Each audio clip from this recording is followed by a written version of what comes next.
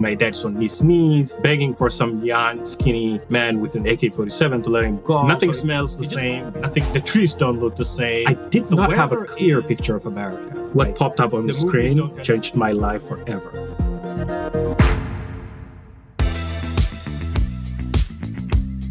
This is Where We Land, a podcast bringing together stories of immigration and multicultural identity. I'm Luciana. And I'm Claudia. We're originally from Peru, so we have a pretty good idea of what living between two cultures is like. But we believe that no matter where you come from, immigrating to the U.S. is an experience rich with duality and meaning. Join us as we speak with immigrants from all over the world about their journey and how it shaped who they are today.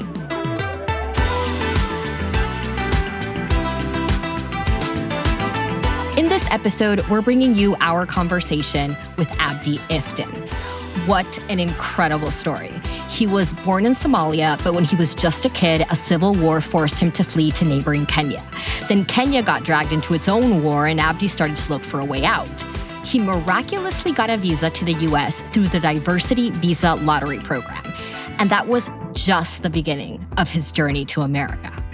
Today, Abdi is a writer, speaker, and advocate whose powerful story of resilience has inspired readers and audiences worldwide. He is the author of the acclaimed memoir, Call Me American, and his work sheds light on the refugee experience, the complexities of identity, and the pursuit of belonging.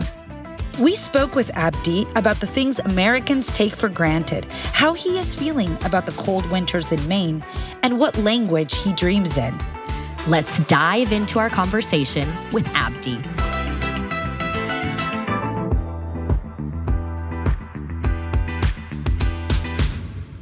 We like to start the conversation with, where in the world does your journey start?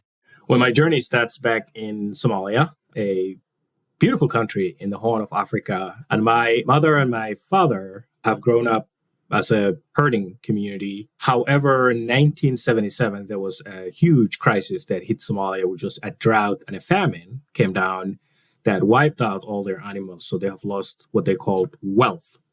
Now, my dad had to consider moving out of that life into near the ocean. They walked into Mogadishu, which is the main capital city, and they bought a house, obviously with no television, no refrigerator. But in Somalia, if you own the house with some space, that's actually considered pretty lucky. So Somalia was at war with Ethiopia, and men were being rounded up. So the war begins, bullets were flying, and I'm just 5 years old. So I have this sort of weird memory of everything, right? I remember moving down the road with my mother. Everything looks unusual. My mother's tearful. My dad's on his knees, begging for some young, skinny man with an AK-47 to let him go. So it just all feels like watching a horror movie in your dreams. Mm-hmm. That's the way it felt to me. And then it all became real when we walked for days and days and days into the wilderness. I have a question about the conflict that you were mentioning. Eventually, you and your brother do become endangered because you become men, right? So, good question. It's a tribal conflict. You know, it's one clan complaining that another clan had dominated the politics of Somalia. So let's get them out of the way so that we can take power. But the other clans are also unhappy with that. So nobody's going to let anybody else run the country. So my brother and I, strategy number one, we got to learn the dialect. That was a priority. It's Somali, we all look alike. It's not like you can never notice someone's physique that they're from a different clan. But if you perfect the dialect, you can escape out, right? So he and I did that. We have, up until now, I have memorized all the 25 different dialects that you can find in Somalia. It actually did work out because I remember a few events I also put in my book where my brother and I found ourselves in the middle of a conflict. And the first question that they would ask us, like, what's your clan, right? And the moment they say, what's your clan? I immediately knew where they're from. And now I'm putting on my dialect, to let them know where I'm from. And they're just like, oh, you're with us. All right. And then we sneak out. It actually worked out a few times. And this is something that mostly young men had to do. It's an interesting way to avoid conflict, right? Yeah. To assimilate. To assimilate, exactly. Act as if you're with them. And then the opposite side, we did the same thing. And so this has been a strategy that worked out for a while. But eventually it does become too dangerous, right? Eventually you do have to flee as well. Correct. My brother left 6 years actually before I left. So he was already in Kenya as a refugee, and Kenya was hosting most of the Somali refugees. At the time, 500,000 Somalis fled into Kenya. So eventually I joined my brother, and for a happy reunion, since we haven't seen each other for 6 years, we had visited the Kentucky Fried Chicken for the first time in my life. Oh my God. And it was delicious. Never had chicken like that. In your book, you mentioned how your friends called you American Abdi.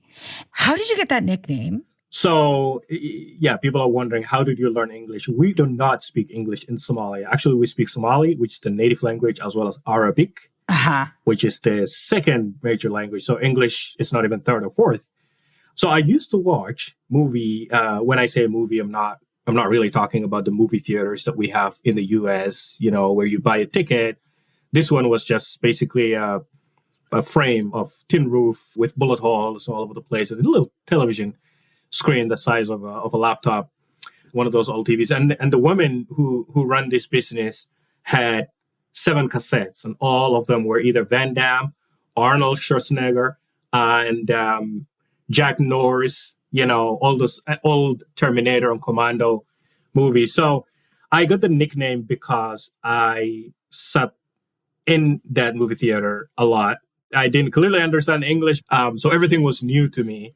But the motivation of my friends saying that I pronounced the word water like water instead of water, right? Right. So somehow they were like, they thought it was so offensive. It was like so interesting. It was like, say it again, Say it again. You say it just like they say it in the movies. Yeah, exactly. Yeah. And so that has become the push. I remember telling myself, I got some kind of talent here, and I really need to work on it. And it's true. I learned language like that. And then there you go. And, the kids just nicknamed me American. I loved it. My mom hated it, but I loved it. Yeah. And you have this idea of where American is. You've seen these movies, and you eventually come to America through this famous visa lottery. Can you explain for the listener what that means? Right.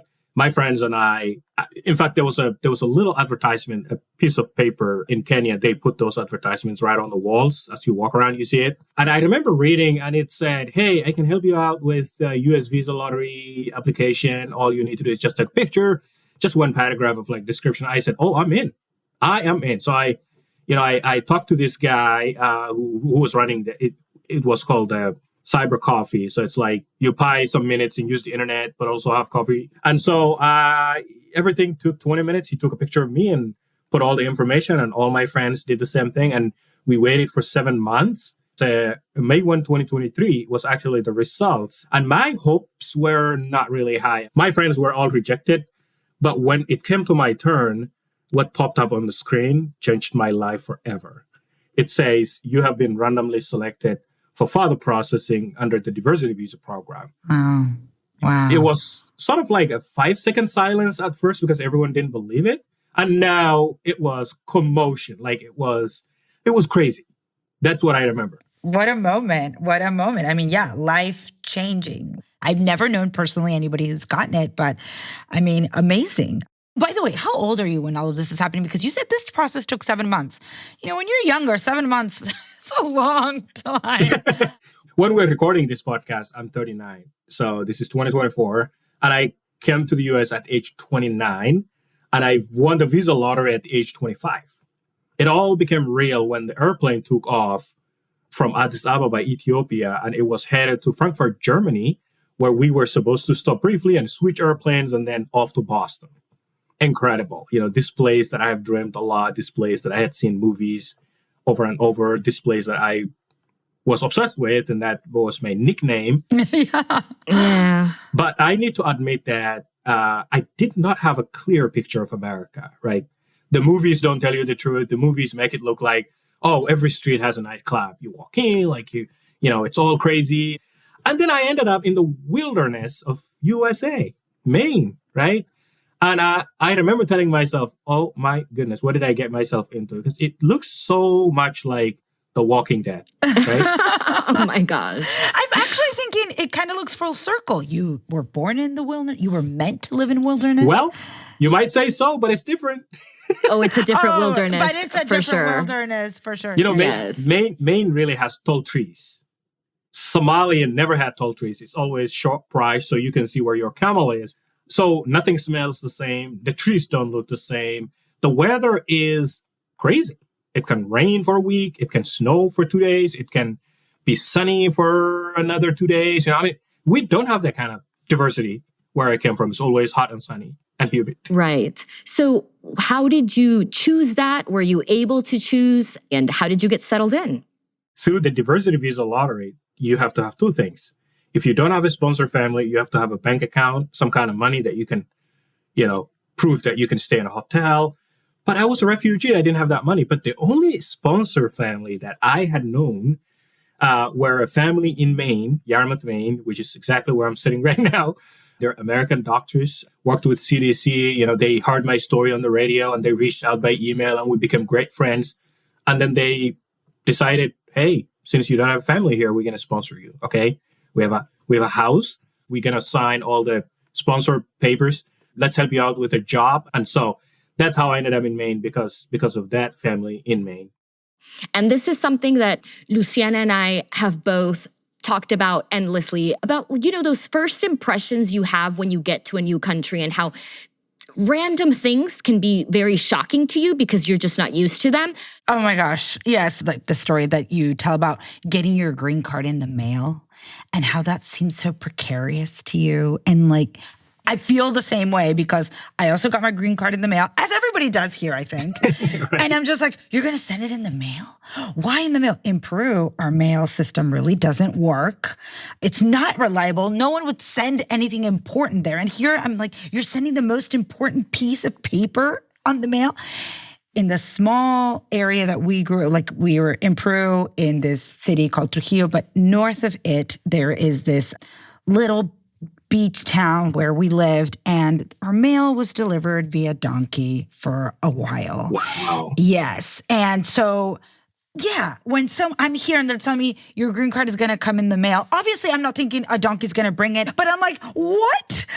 I mean, it's shocking. What other things like that did you find strange about America when you first got here? Well, I'm glad you mentioned. It's funny because when my green card arrived, it coincided with the family that I lived with went camping. Speaking about another shocking thing, it's like, wait a minute, I just got into the US and I'm so excited for my fresh bed. Why would I lay on a little turb somewhere in the wilderness and let the wildlife break through? Like, what are we dealing with? I told them, nope, I'm not interested. I'm going to be here.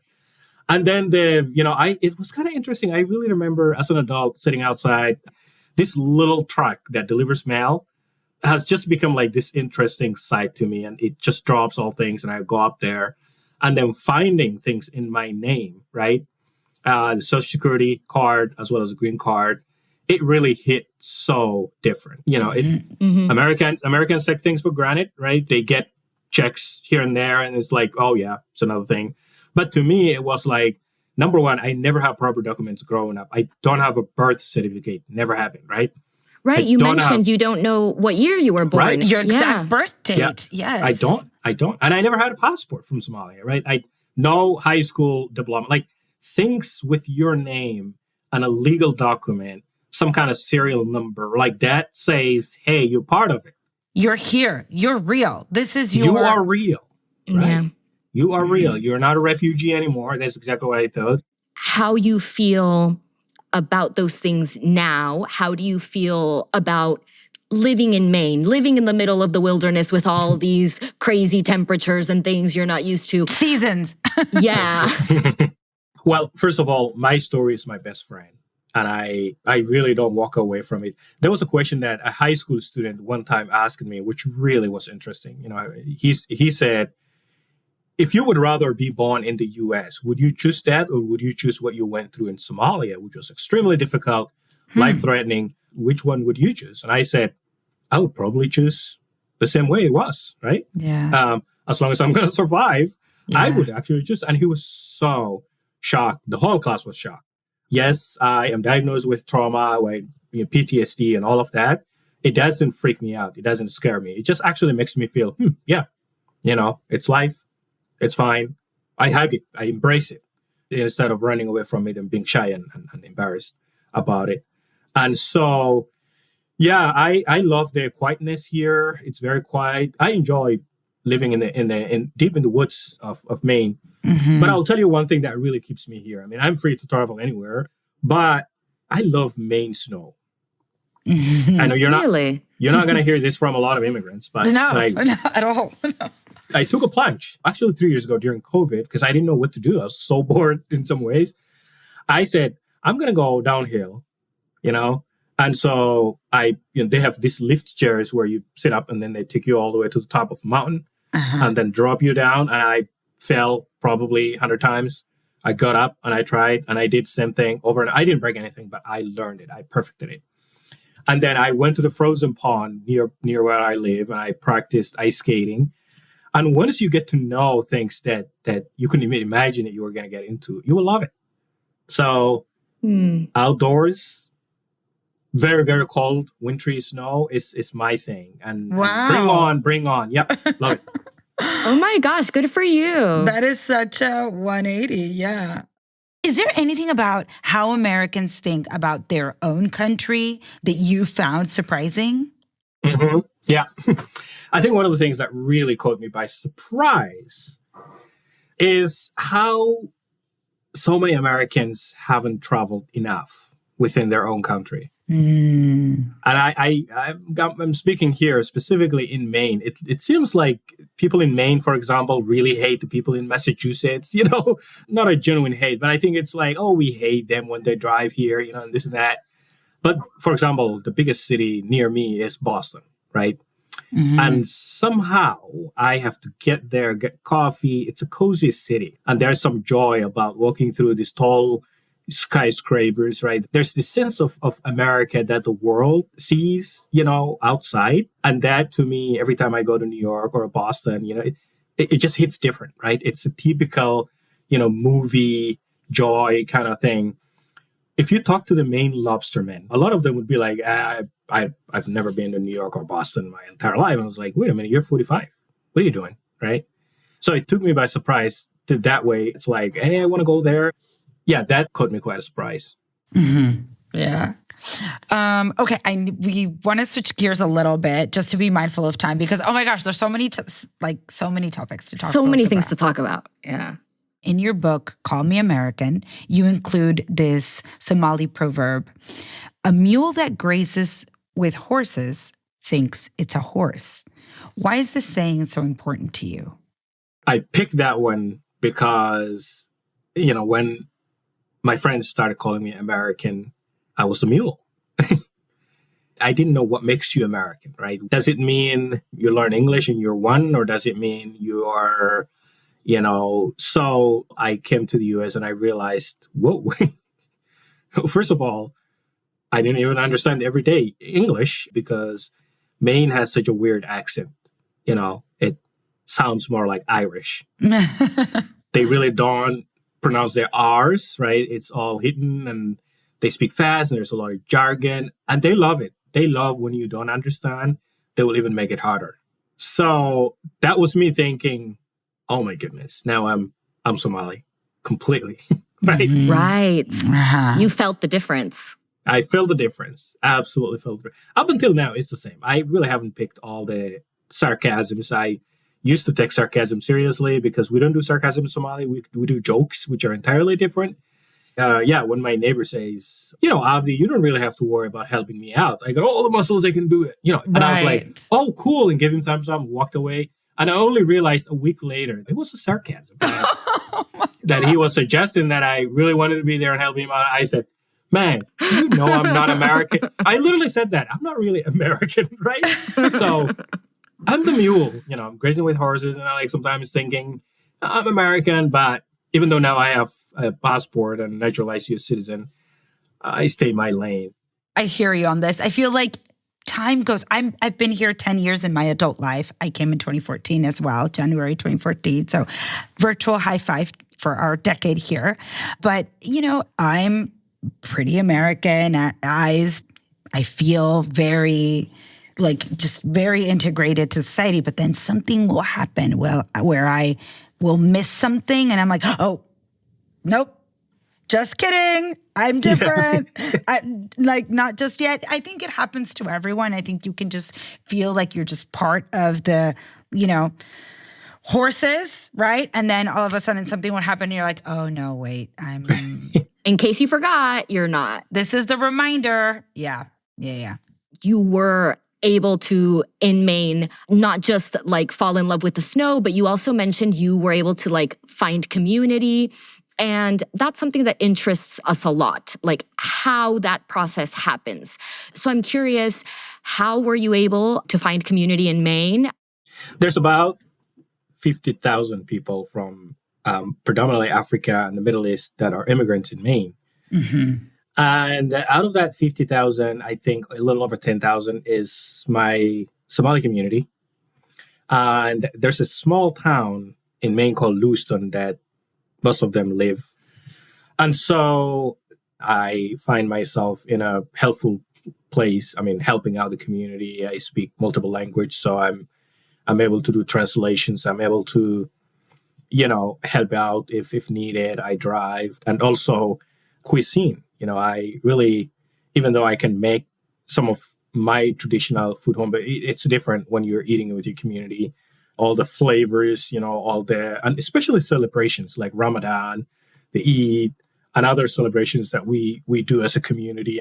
But my community has grown from people who speak my language only, but into I got to know Rwandans and Congolese. Africa's massive, but I've never met any of those people in Kenya or in Somalia. So it's only here that I have to hang out with the Congolese community. I have to hang out with the Rwanda community. I have to hang out with the Iraqi community. It's hey, it's interesting that we now know each other in one of the whitest places on the planet. Right. Nah. Yeah. But yeah, back in Africa, we couldn't meet like we did here. So yeah, we actually enjoy our time together. We sometimes joke about cultural shocks that we have experienced here. Sometimes we talk about things that we bring in and ways that we can contribute. So yeah. So last question. Do you feel more American or more Somali? Or how do you view that part of your identity? So the best way I could answer that is what language I dream. Interesting. I know it's, I have some friends who started dreaming in English, but I have not at all dreamed about America or in English. Everything that I really dream is Somalia and Somali language and friends that I used to have that I don't see anymore, So maybe someday I'll wait to dream about snow or, the real life that I have now, the true meaningful life that I have. However, in my daily, we all think, we think and process things in whatever language that makes us feel comfortable. And I think a lot in my native language. Right. Okay.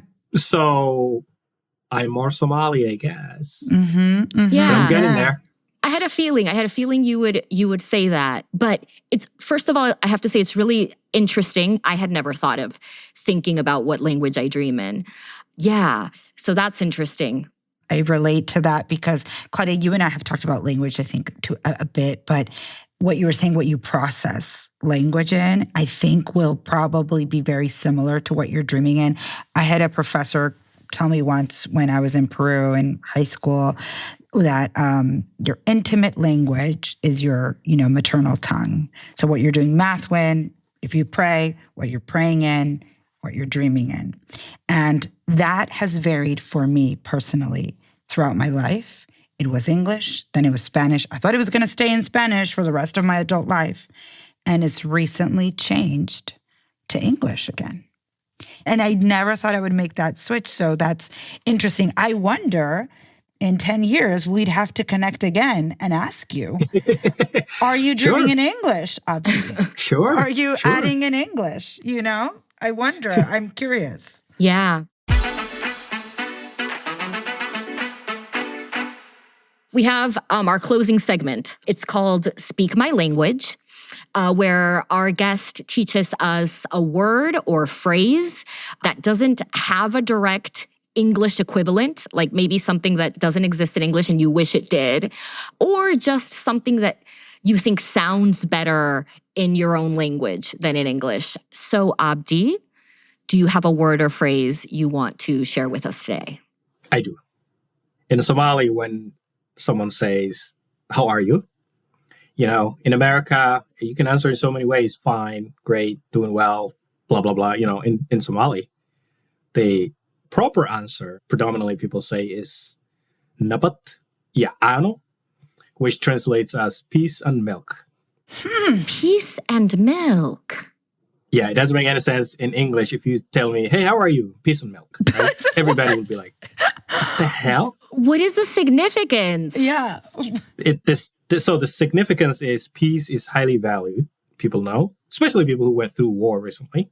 Right. And milk is really a holy drink. Somali's economy is entirely dependent on livestock and milk. So it's a thing. It's like Somalia still has a culture of having community leader, and we call it either a sultan or imam, or there's usually that chief actually. And before the chief takes office, he has to be showered with milk. Wow. That is how important it is. Is it just, regardless of your state, you just say peace and milk? That's right. Actually, it's like saying fine. It's like okay. Things are fine. Yeah. Peace and milk. Well, Abdi, thank you so much. This was wonderful. We really, really enjoyed this. What a journey. And, you're only 10 years here. So, I'm excited for the rest. So thank you so much for coming, really. Indeed. And thank you for having me. Really appreciate it.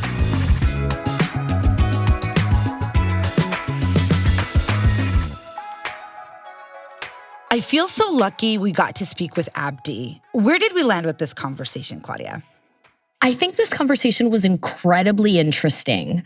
It was a very unique story. And I really appreciated that Abdi has really embraced every single aspect of what he's been through. He hasn't tried to forget the terrible things he went through. He very much embraces the difficulties of his start in life and has come to terms with it. I really gravitated towards that aspect of Abdi because I wish I were more like that. Like, I have not lived through the things that Abdi has lived through, but I think everyone has like hardships or parts of their life that were more difficult or more challenging than others. And I don't think we all come out of that with the same level of optimism that Abdi does. I certainly don't. I am not an optimistic person by nature. I'm not a big dreamer or a person that lives in fantasy. I am very much someone who is incredibly realistic, and that makes me lean towards a pessimistic outlook on life sometimes because just life is like that. Yeah. And so I really enjoyed that Abdi was just so positive on his outlook on life, and any challenges that come his way today, he just takes them all in stride because he's like, you know what? I've been through so much worse. Been through everything. Yeah. Exactly. It's an amazing attitude to have, actually, and admirable. Because yes, I think I can now in my life maybe look at certain parts of my life or decisions that I've made in that way a little bit, but I certainly do give myself a hard time, or why did I spend 2 years doing X? And it's like, he has no regret about any of it and is just, and I believe him. He just lives his life this way. I loved how Abdi was just using his talent at an early age to imitate accents in the beginning with the different dialect that he talked about. And then, going to watch the 5 movies that they had available, right, in VHS that he told us about, and just being the American Abdi, as his friends called him, because he would translate, and he says, sometimes I didn't know what I was translating, but he would translate, what that guy said, speaking English with, barely any accent, and that was just first of all, admirable that he could do that. And just like what an awareness to have, to be able to do that so young. I related to it a little bit in like, Claudia, I don't know if you remember when we moved to the US when we were little, like 4 or 5. And obviously we didn't know English. Granted, a lot of 4-year-olds and 5-year-olds don't know a lot of English.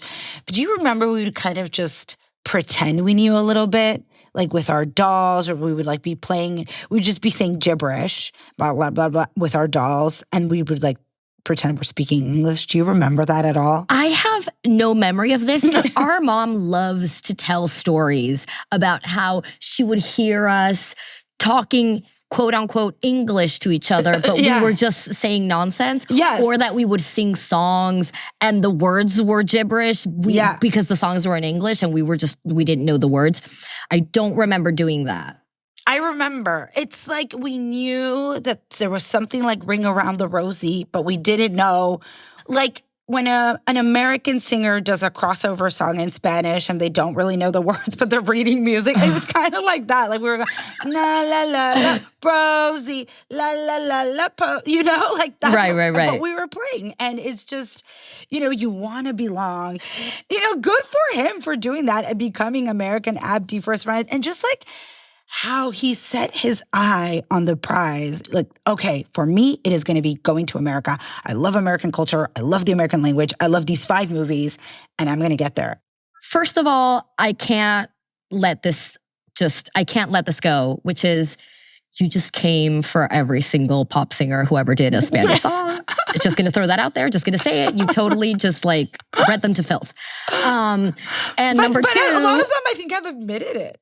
I think they've said I don't know. I'm not gonna stand next to you on this one. You're standing alone. But as far as Abdi goes, you know what it reminded me of? It's just such a quintessential like young kid thing to do, which is when you're given an identity within your group. It's so much fun because you're someone. Even if it's just, I don't know, sometimes for some people it's like a nickname, like American Abdi, or just a role that you have within your friend group that is given to you. It's a positive reinforcement almost. It makes you feel proud. You're like, yes, I am that guy. And I can just imagine Abdi's love for American movies and how he was able to translate for his friends. And them calling him American Abdi, how that was like, okay, this is a good thing then. Mm-hmm. He got that positive reinforcement, which I think made him lean in even more to liking America and American culture. Yeah, like he leaned in harder for sure. Yeah, I remember, I don't know if this ever happened to you, but I just remembered, like, whenever someone had a friend who did not speak Spanish and only spoke English, you would automatically be invited to go out. Like, I have been on so many outings with, like, a friend of mine's Irish friend who came to Lima, and I was just out. I was just out with them because I could speak English. Right. With like Australian dudes who came. A friend was dating an Australian guy and he came with his friends, and she's like, I wasn't even that close to this friend. But she was like, hey, Claudia, my Australian boyfriend is coming with all his friends. You want to come out with us? And I was like, sure. I know what this is. I know what you need me for. I can do my job. I can go out, drink, and maybe hook up without one of them. Sure.